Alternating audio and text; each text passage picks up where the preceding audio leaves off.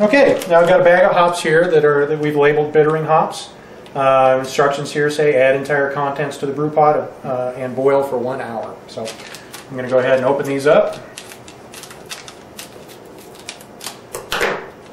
The hops in our kits come in pellet form, which you can see in there. Make sure you smell them before you put them into the pot. Because they do smell fabulous. I'm going to go ahead and open up another one of my muslin bags here.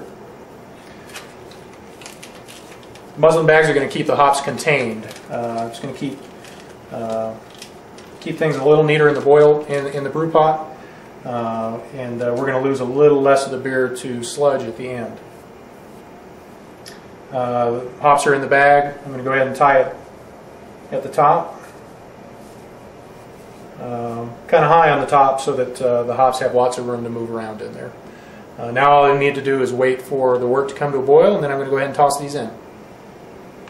Okay, we're getting close now. Again, you want to really keep your eye on it, because this is the point. If you turn your back for a second, while your back is turned, that's when it's going to boil. Okay, I'm just starting to see some bubbles here. So at this point you want to keep your hand on the stove, on the control for your stove. You're going to want to dial it back here. I'm going to let it go for a little bit more. Okay, now I'm going to turn it down a little bit.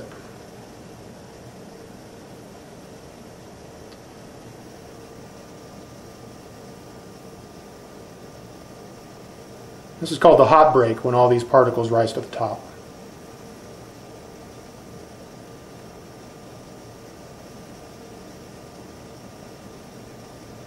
As the wort boils, this foam is going to disappear. Or it won't be so apparent anyway. Got a good boil going now, so I'm going to throw my hops in. At this point also you want to start a timer and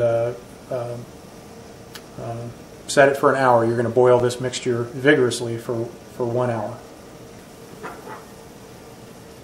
I'll go ahead and poke the hops on down there.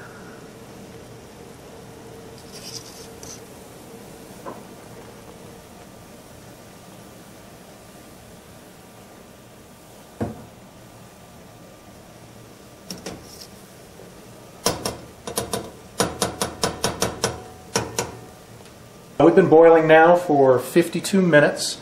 As you can see, we've lost quite a bit to evaporation here, which is fine. That's what's normally going to happen. At 5 minutes before the end of the boil, we're going to add our finishing hops. When you boil hops for a long period of time, you extract bitterness. When you boil them for a short period of time, you extract flavor and aroma. So we're about to add our finishing hops at 55 minutes into the boil. Also, you'll notice that we've left the lid off the pot for the entire time, and that's something you're going to want to do at home too. By leaving the lid off, we allow some unpleasant flavors from building up in the beer. So make sure you boil with the lid off.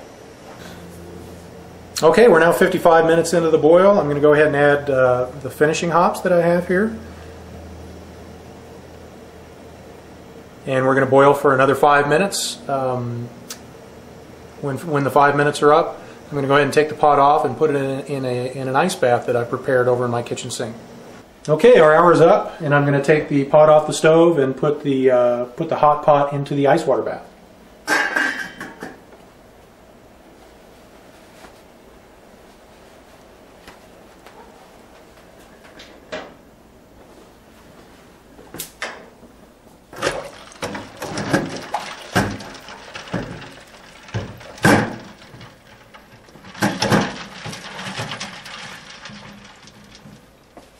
Okay, we want to cool this down as quickly as possible, and then we're going to add this concentrated mixture to another approximately 2.5 gallons of cold water that's going to be in our fermenting bucket.